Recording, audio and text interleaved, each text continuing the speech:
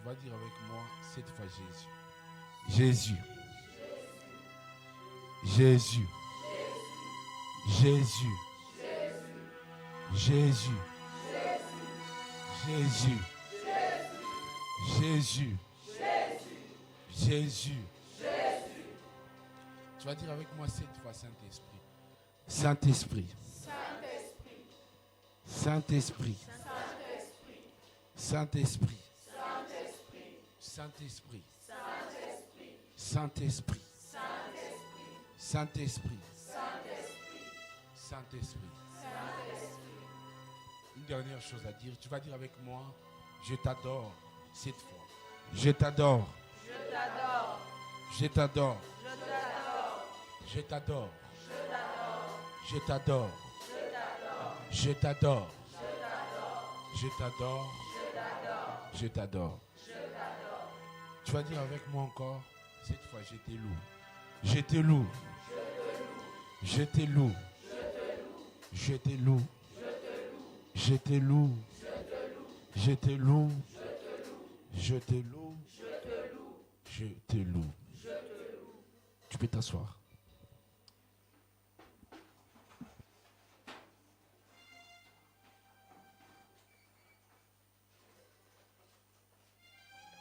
Tu es fatigué? Mais avoue quand même, tu as une fatigue? La fatigue, ça fait partie. Tu n'es pas un esprit. Tu es un esprit, je rectifie. Mais tu n'es pas 100% comme Jésus, il était Dieu 100%, homme 100%. Parce que quand tu es Dieu 100%, homme 100%, les 100% Dieu là avale les hommes. Donc, ça veut dire que tu n'es pas un homme, tu es un Dieu, comme Jésus. Mais, puisque nous avons la chair, il arrive des moments où la chair est fatiguée. Même Jésus, dans son ministère, il y a eu un moment où la chair était fatiguée. La chair, c'est fatigué des fois. Mais j'aime la Bible parce que la Bible dit et l'esprit est bien disposé. Très souvent, à la clôture de chauffard, j'ai l'habitude de prioriser l'adoration. J'ai l'habitude de prioriser la louange. J'aime redonner à Dieu, non pas parce qu'il a donné, parce qu'il a fait. Parce que j'aime qu'il commence et qu'il finisse. Parce qu'il est l'alpha et l'oméga. Il est la lettre A et la lettre Z. Il est celui qui commence et celui qui achève. Il n'est pas seulement celui qui commence et achève, il est également Emmanuel. C'est lui qui est présent. Il a dit à Moïse, je suis celui qui suit. Il n'a pas été et il ne sera pas, mais il est. C'est-à-dire dans tous les temps, il reste je suis. C'est-à-dire dans le passé, il est je suis. Dans le présent, il est je suis. Dans le futur, il reste également je suis. Mais après avoir reçu tout ce qui a été donné, communiqué, nous pouvons dire que merci à Dieu. Et merci au Saint-Esprit pour la coordination spirituelle de ce qui s'est passé. La 7e session, la prochaine chauffard, je suis en train de voir tellement du monde que je ne sais pas même la salle qu'ils sont en train de construire là-bas, si ça peut nous contenir. Et encore, ce que j'ai constaté encore pour la prochaine session de chauffard, je vois qu'il y aura tellement du monde, même des voitures il y avait plein de voitures ici. Et j'ai vu même des navettes se faire au niveau des aéroports. On prenait tellement de gens qui venaient d'ailleurs. Je ne parle pas que d'Europe, j'ai vu également l'Amérique. Et notamment, j'ai vu le Canada. J'ai vu également les gens quitter le pays, venir en masse. Et laisse-moi te dire, c'est maintenant que tu vas commencer à préparer le prochain chauffard. Tu vas le préparer physiquement, tu vas le préparer spirituellement et tu vas le préparer financièrement. Une autre chose que Dieu m'a dit, pour le prochain chauffard, encore ce qui va se passer. Je ne sais pas si je vais encore inviter des intervenants d'ailleurs. Parce que pendant que je les ai vus travailler ici, c'est-à-dire le prophète Daniel, le prophète Darlin, le prophète Jonathan, je suis rentré dans ma chambre de prière. J'étais en train de le voir. C'est comme si le Seigneur me faisait montrer la scène qui s'est passée avec Moïse et Aaron et Hur. Et je le voyais faire ce travail, mais pour chauffard. Je ne sais pas si les années qui arrivent, c'est eux qui vont rester des visages de chauffard. Peut-être la prochaine session, on va peut-être rajouter une personne, mais j'ai vu l'onction de Dieu déborder encore fortement sur toi. C'est pour qu'on ait 5 intervenants. C'est pour que ça soit, je ne sais pas, rallongé, je ne sais pas. Mais ce qui est sûr, le prochain chauffeur, ça sera plus terrible. Est-ce que tu es en train de comprendre ce que je dis? Et le Seigneur est en train de me dire, le prochain chauffeur, il va encore élever une autre armée qui sera très forte. Et j'ai vu des activités. Après le prochain chauffeur qui va venir 7, va ouvrir des activités au niveau international. J'ai vu d'autres chauffards se passer dans d'autres villes, notamment en Afrique, également en Europe. C'est-à-dire Dieu est en train de créer un mouvement. Et ce mouvement, c'est un peu similaire à ce qui s'est passé dans la chambre haute. Lorsque l'onction est descendue, vous savez, quand l'onction est condensée dans un lieu, ça crée ce qu'on appelle l'expansion. Toute condensation d'onction provoque l'expansion. Et quand les apôtres se sont tous réunis dans la chambre haute, qu'est-ce qui s'est passé?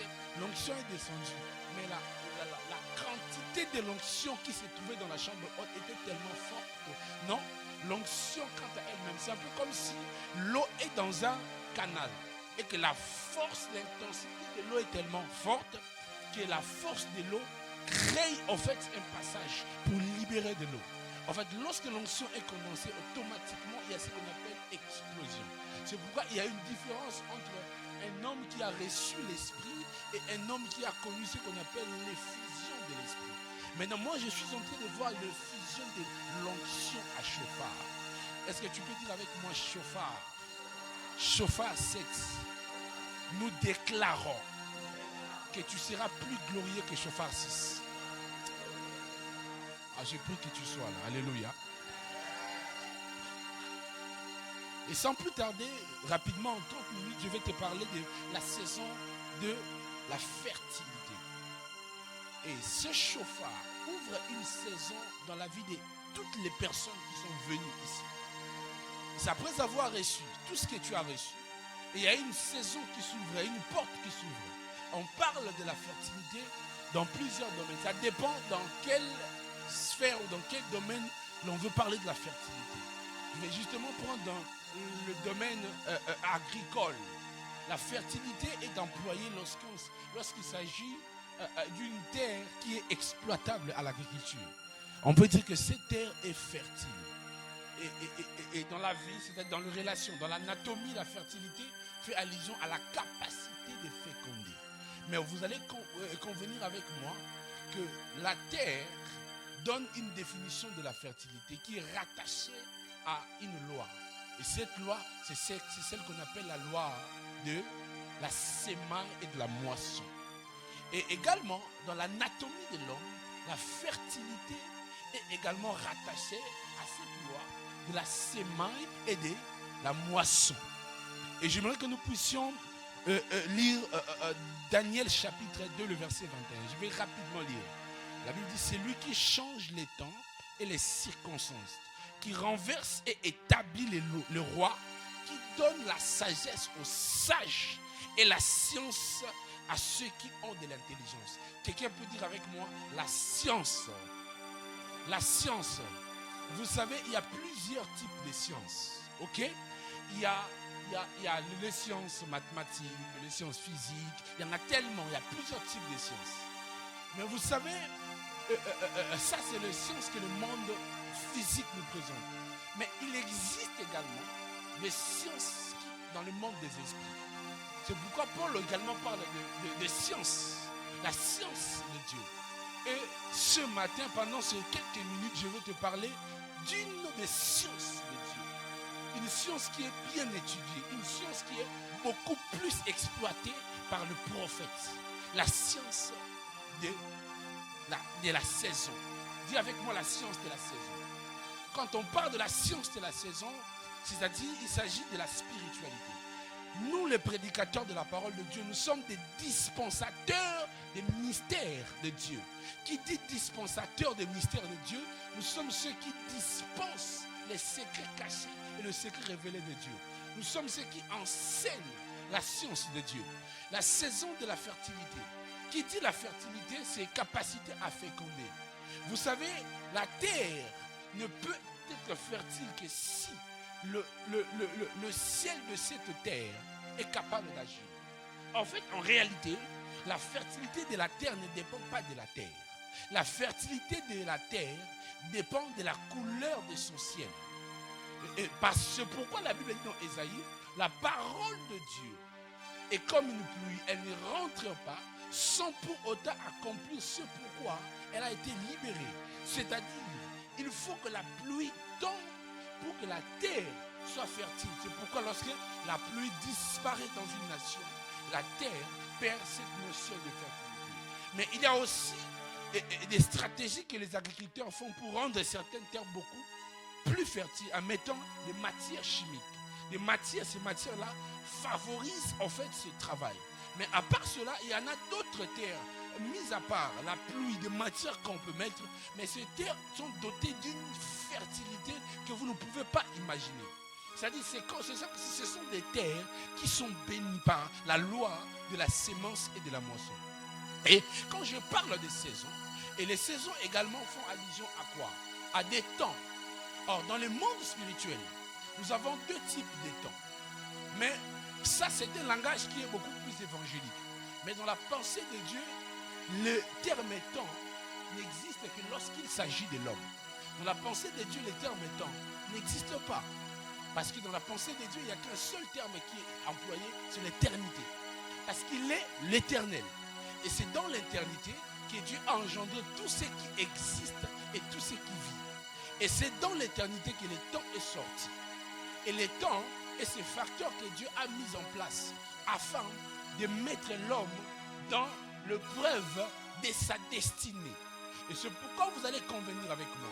Lorsque Dieu a commencé à créer le monde, la Bible dit que le premier jour, Dieu dit que la lumière soit et la lumière fut. Il y eut quoi?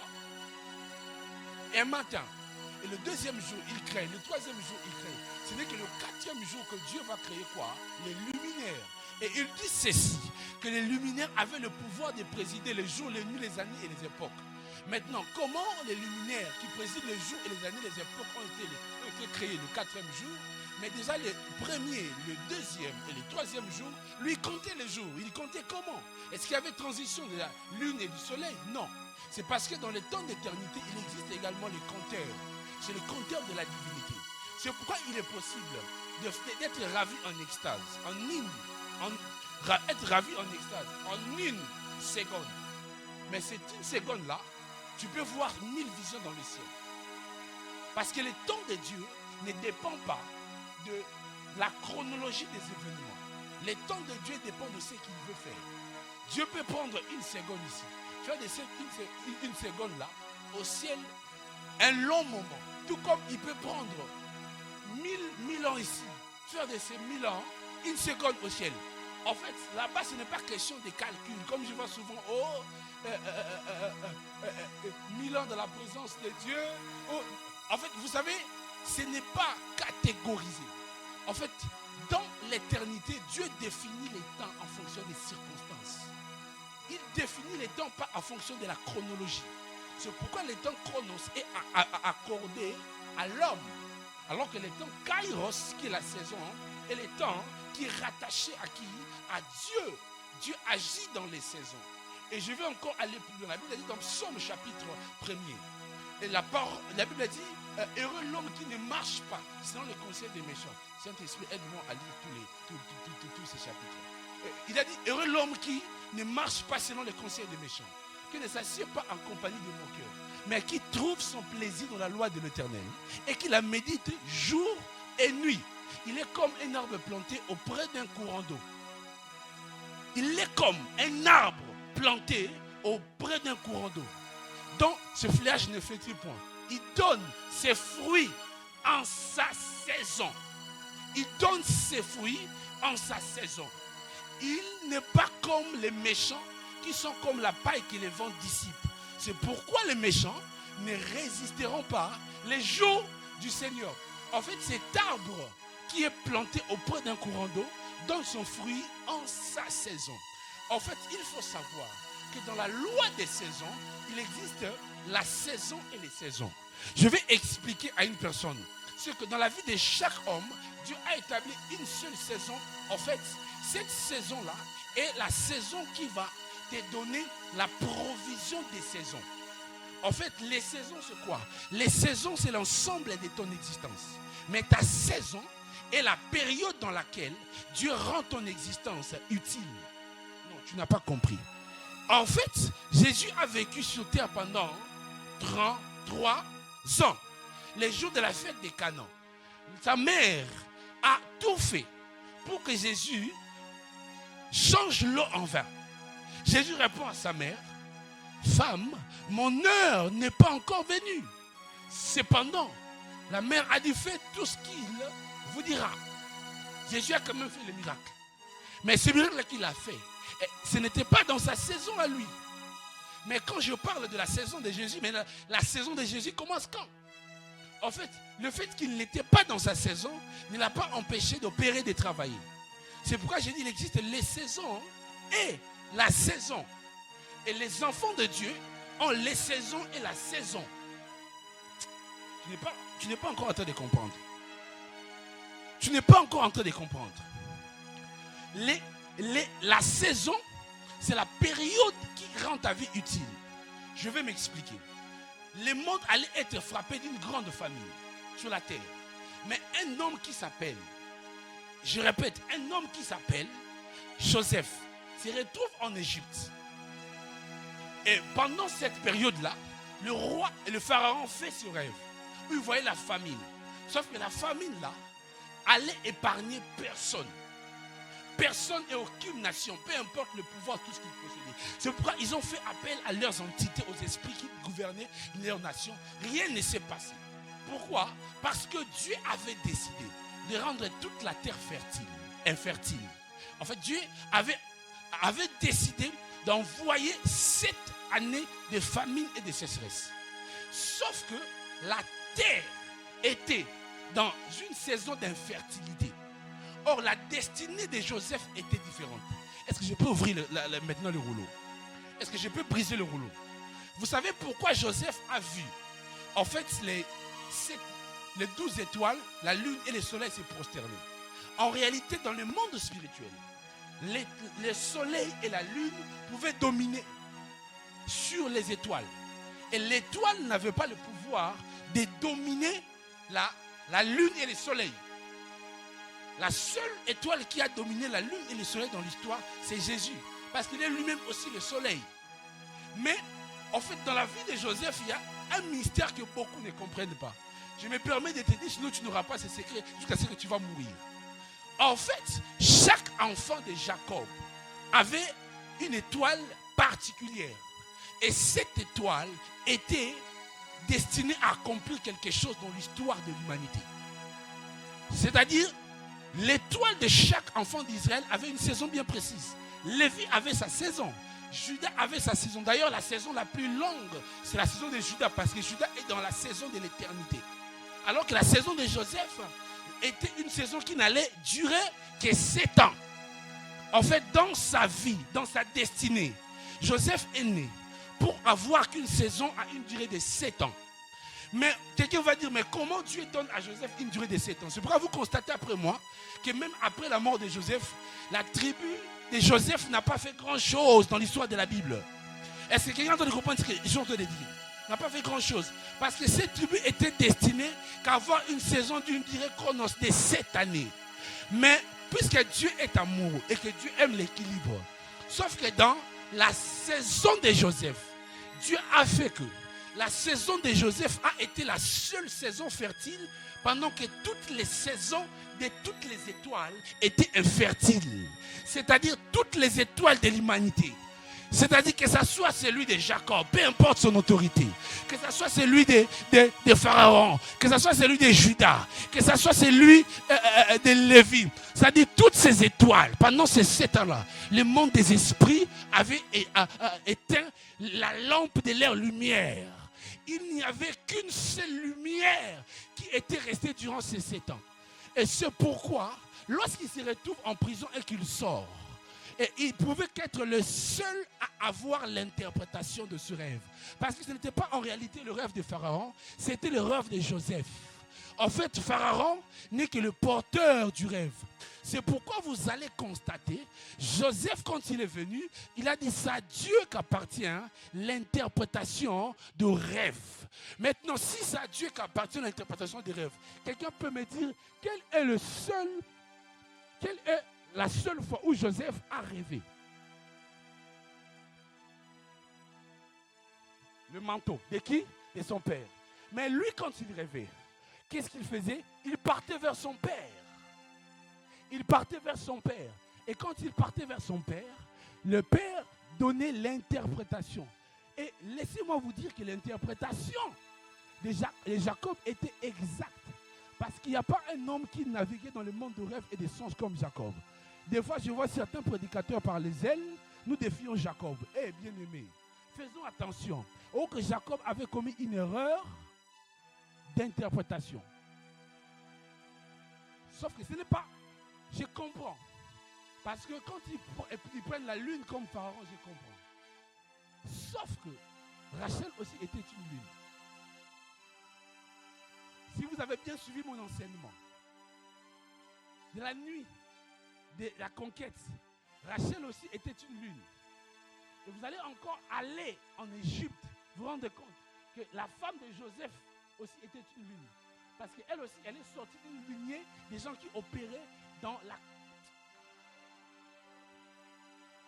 C'est-à-dire quoi? Dans les deux rêves, la lune et le soleil symbolisaient deux forces. La force nocturne et la force du jour. Le ténèbre et la nuit. C'est-à-dire, dans le rêve de Joseph, aucun pouvoir, que ce soit ceux-là que Dieu a élevés au-dessus de tout, durant ta saison, ils ne pourront pas se tenir face à toi. Je déclare dans la vie d'un homme et d'une femme que dans ta saison, que ta saison soit la saison des saisons. Et c'est pourquoi, dans le rêve, il y avait quoi? Il y avait le gerbe qui devrait rester debout. Mais la question qui se pose, pourquoi les autres étaient par terre? Parce que ce n'était pas la saison de la fertilité. Ils ne sont pas par terre parce que Joseph a fait qu'ils soient à terre. Parce que la loi de la semaille et de la moisson est une loi que Dieu a établie. Écoutez ce que Dieu dit. Tant que le ciel et la terre subsistera. Écoutez, Dieu ne blague pas avec les lois et les principes. Les lois et les principes, quand Dieu les établit, même lui-même quand il est rentré dans le monde sous forme du Fils, il s'est laissé soumettre. Il a respecté les lois qu'il a établies. Donc, le problème c'est quoi? La loi de la semaille et de la moisson était là.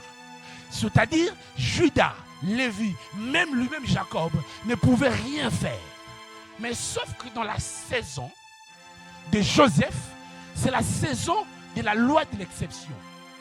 En fait, la saison de Joseph, c'est une saison où Dieu brise les lois. Or, ce sont des saisons qui arrivent rarement dans la vie des gens. Et Dieu a fait de telles enseignes que durant ces 7 années de famine, l'Égypte a été épargnée. Et laissez-moi vous dire une chose, que le plan de Dieu était que Joseph aille en Égypte.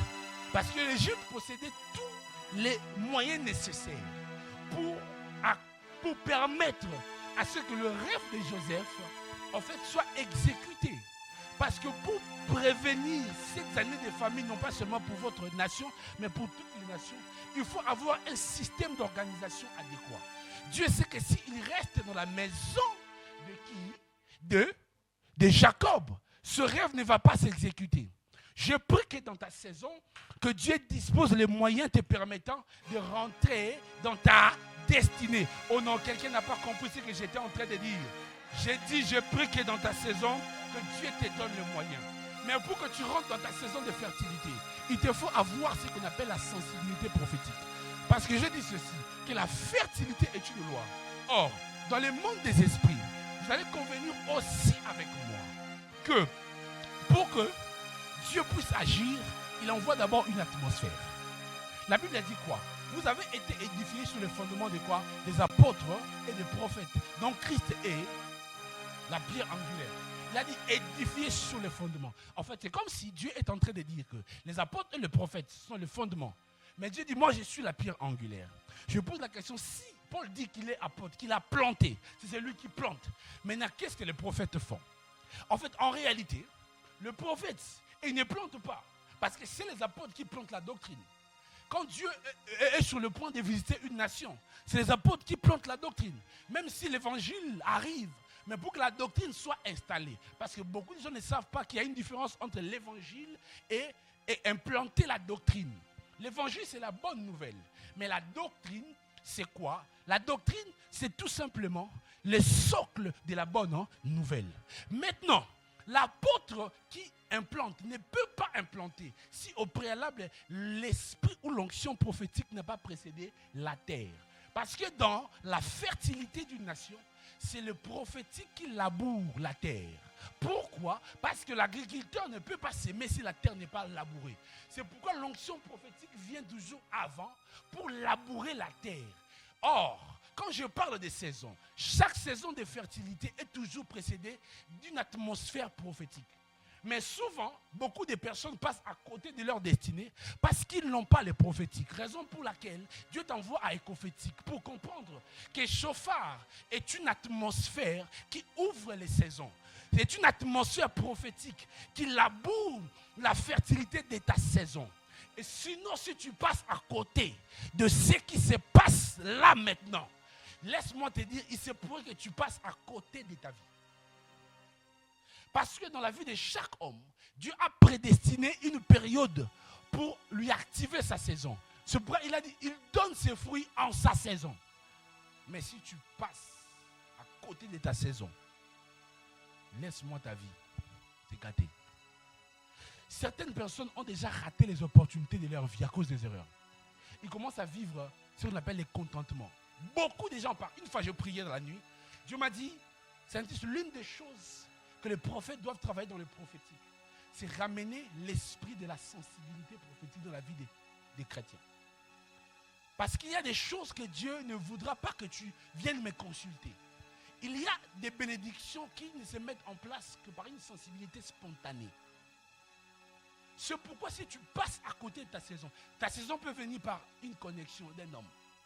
Mais toi, parce que tu n'as pas tout ce qu'il faut, tu n'as pas les comportements adéquats qu'il faut, tu peux passer à côté d'un homme. C'est pourquoi lorsque Samuel est parti oindre David, Dieu lui a dit ne regarde pas l'apparence, regarde le cœur, parce que moi je vois les cœurs.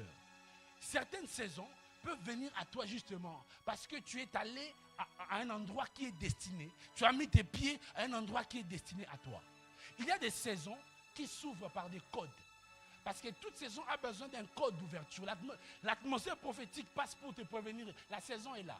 Et ensuite, tu dois connaître comment entrer dans ta saison. Il y a des saisons qui s'ouvrent parce que Dieu t'a dit, ne quitte pas ce territoire. Parce que j'ai un rendez-vous avec toi d'ici peu sur ce territoire. Mais toi, tellement pressé parce que tu veux à tout prix quitter, tu quittes, tu passes à côté de ta saison.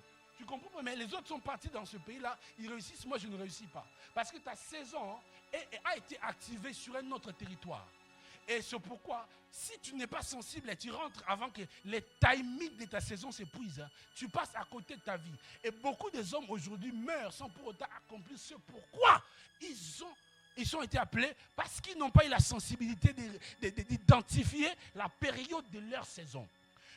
La plus grande mission de prophète dans la nouvelle alliance, ce n'est pas seulement de te dire qui tu es, les noms, les adresses, mais c'est permettre au peuple de Dieu de rentrer dans leur saison de fertilité.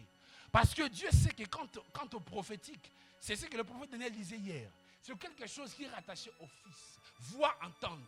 Mais moi, je ne t'amène pas seulement de voir et d'entendre, mais moi, je t'amène dans l'atmosphère où la vision, l'écoute, les toucher, tous les sens prophétiques deviennent normal. Et ces sens peuvent te permettre de rentrer dans ta destinée. Et vous savez, lorsque tu es dans ta saison, même un parfum peut être un code d'accès dans la saison de ta fertilité. Justement parce que tu as choisi les bons parfums, tu passes à côté, le frère sans l'odeur dit, ah ma soeur, est-ce que je peux avoir ton numéro? En fait, tu dis peut-être, juste le parfum. Le parfum, Dieu peut passer par le parfum dans ta saison. Dieu peut passer justement parce que tu as mis une belle robe. En rentrant comme ça, le frère dit, oh quelle prestance. Et parce que tu as choisi la robe adéquate. Écoutez, dans la saison, Dieu utilise même les objets. C'est pourquoi dans la saison de David, Dieu a pris l'arbre de David, a fait de l'arbre de David la clé de sa saison. Dans la saison, Dieu a pris même une pierre qui était dans l'eau. Et quand David a pris cette pierre, David s'est approprié de cette pierre. Oh non, les habits là sont fabriqués par les païens. Moi, quand je prends ça, je m'approprie de ça. Et ainsi, ceci peut devenir mon manteau à moi. Et si je jette sur toi ces manteaux, peut te faire rentrer dans une destinée. Dans ta saison, tu peux t'approprier de certaines choses. Mais il faudrait que tu aies la sensibilité prophétique de savoir que ma saison est là et je dois faire ce qui doit être fait. Et dans la saison de fertilité, ce que Dieu attend de nous, c'est quoi? C'est l'obéissance à la volonté de Dieu. Parce que le problème avec les chrétiens, c'est qu'ils programment la volonté de Dieu. Or, dans la saison, souvent, Dieu prépare de telle enseigne qu'on puisse te vendre et te trahir jusqu'à te retrouver en Égypte. Mais si tu n'acceptes pas cela, tu vas passer à côté de ta saison. Et tu dois aussi savoir que dans chaque saison, avec la saison arrive, le diable, il connaît le fonctionnement du monde spirituel. Il va t'envoyer des choses qui vont barricader l'entrée à ta saison. Pour Joseph, c'était la femme de Potiphar. C'est pourquoi, lorsque tu te retrouves face à chaque barricade de ta saison, c'est que tu dois faire. Il y a quelque chose que Dieu te demandera d'abandonner face à cette situation. Pour Joseph, c'était quoi? Le manteau de Potiphar. Alors, sauf que le manteau de Potiphar était une preuve de culpabilité pour Joseph. Or, dans le monde des esprits, le manteau de Potiphar symbolisait pour Joseph l'entrée dans une autre saison. C'est-à-dire, il y a des manteaux, tant que tu les portes, tu ne peux pas rentrer dans une autre saison. En fait, Élie a quitté la saison du temps pour entrer dans l'éternité parce qu'il a laissé ses manteaux. De l'autre côté, Élisée, lui, le manteau qu'Élie a laissé, a été l'accès pour lui dans sa saison de gloire et de fertilité. Mais si tu passes à côté de ces choses, c'est fini pour toi. Il y a une façon de vivre dans la fertilité, même quand ta saison est passée. Moi, je peux te révéler ça. Homme de Dieu, tu peux me changer, c'est là que je chute. Moi, je peux te révéler ça. Si je ne te dis pas, je ne sais pas comment tu vas faire. J'ai déjà révélé ça à Darlene. Il y a une façon. La saison est passée, c'est fini pour toi, tu n'as plus de chance. Mais il y a une façon de vivre une grandeur. Alors que tu es passé à côté, tu as pris conscience. C'est une façon de le faire. Ça n'a rien à voir avec la grâce. Oh, la grâce de Dieu va venir me récupérer. Il y a la grâce. Ça, c'est l'exception. Mais ce que je te montre, ce n'est pas une exception. C'est quelque chose qui va se faire. Qui connaît Ruth? Lève le doigt. Ruth était dans sa saison. En épousant les fils de qui? De Naomi. Elle était dans sa saison. Quelle bénédiction, parce que être dans la famille de Naomi, une femme bénie, c'était une alliance extraordinaire. Mais quelque chose s'est passé. La famille de Naomi a été frappée. Jusqu'à ce point où il a tout perdu, ses 2 fils. Mais au moment où il fallait faire séparation, Naomi donne à Orpa et à Ruth le go de partir. Orpa part. Ruth, à son tour, dit: je ne te quitterai pas. Ton Dieu, là où tu iras. Ma saison est finie. Ok, j'ai raté. Mais pour que je vive la fertilité, je dois trouver quelqu'un qui est dans sa saison. Lorsque la saison de Ruth était finie, déjà rentrée encore, son peuple déjà la voyait comme une traîtresse. Elle a tout perdu, sa saison était vraiment, quelque chose s'est passé. Sauf que le malheur qui s'est... Oh mon Dieu. Le malheur qui s'est passé dans la famille de Naomi n'était pas la fin de la saison de Naomi. En fait, c'était une épreuve qui avait visité tout simplement Naomi. Pour vivre dans la fertilité, tu dois trouver quelqu'un qui est dans sa saison. C'est ce qu'on appelle la loi d'affiliation. Je dois m'affilier. Vous savez que Jésus-Christ est sacrificateur et roi. Parce que dans la lignée de Jésus, il y a l'indispensable, ce qu'on appelle les facteurs indispensables, l'équation que Dieu voulait résoudre. L'ange, quand il a vu que Joseph était sur le point de répudier, écoutez, il y a des facteurs qui rentrent en jeu quand il s'agit des saisons. Joseph dit, je n'ai pas touché ma femme. Malgré ce qui a été rapporté, Joseph a pris une décision. L'ange, fait le travail. Pourquoi? Parce que Joseph devait connecter une lignée, ce qu'on appelle les bâtons de commandement de Judas. Parce qu'il fallait que Jésus naisse avec une affiliation de la sacrificature. Parce que Marie était rattachée à la sacrificature de sa lignée. Il y a aussi le côté royal, mais il fallait un paternel qui était descendant de la tribu de Judas. En fait, Naomi permet à Ruth de rentrer dans une saison qui n'était pas la sienne. Mais ce qui est bizarre, Ruth n'était pas dans sa saison. Par la filiation, elle est rentrée dans une saison autre. Et cette saison-là a fait de sa vie beaucoup plus glorieuse que la vie de certaines personnes qui étaient dans leur saison. Parce que Ruth est devenue l'ancêtre de Jésus. Est-ce que tu réalises ce qui s'est passé? Elle est devenue l'ancêtre de Jésus. Elle qui avait tout perdu. Mais parce qu'elle s'est connectée à quelqu'un qui était dans sa saison. Il y a quelque chose qui s'est passé. Il y a encore dans Jéricho. Lorsque Josué était en train de rentrer, il a envoyé les espions. Mais quand les espions arrivent, il y avait une maison. En fait, toutes les maisons devaient être détruites. Aïe, aïe, aïe, aïe, aïe. Sauf une maison. Mais je me pose la question. Est-ce que Rahab était dans sa saison ou pas? La vérité, c'est que cette femme n'était plus dans sa saison. Parce que sa vie témoigne. Sa vie témoigne, c'est que quelque chose s'est passé dans sa vie. Jusqu'au point où sa maison est devenue une référence. On savait que cette femme est la prostituée de la ville. Mais la prostituée de la ville s'est connectée aux espions.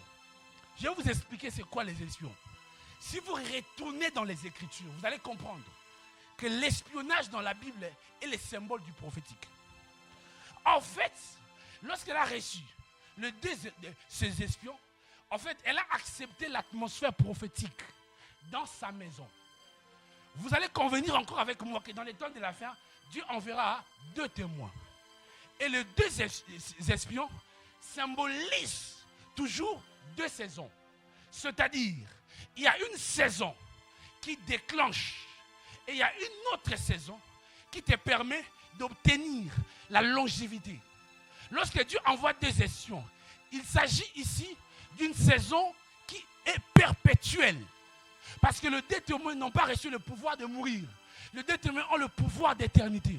C'est pourquoi Rahab aussi, lorsqu'elle reçoit les 2 témoins, elle reçoit le pouvoir du temps, Chronos, et le pouvoir du temps, Kairos. C'est pourquoi Rahab est morte, elle aussi, elle est devenue l'ancêtre de Jésus.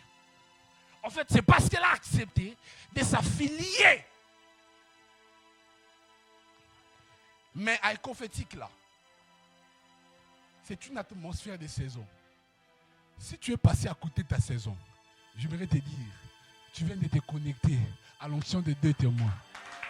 Tu viens de te connecter à l'onction de je pensais que tu allais te lever et me dire un bon amen.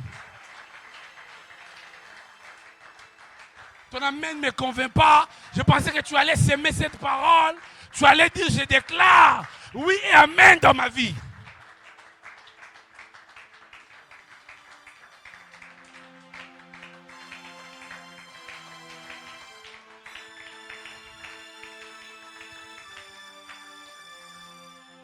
Dis avec moi, c'est ma saison.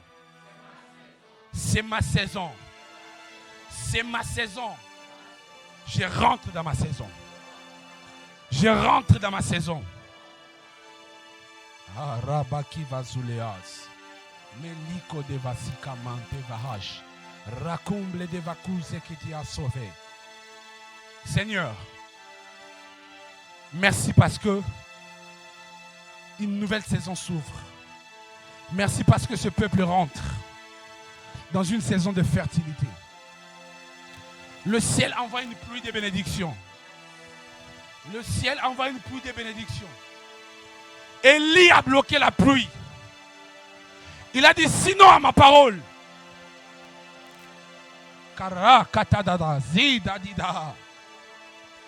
Élie a dit sinon à ma parole, il n'y aura pas de pluie.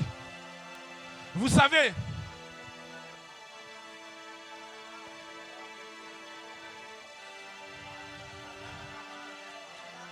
Arakumba davase. Eratamba divo sakalabash. Elumba takiva soteva. Karaba shita ramandi leve sataraba.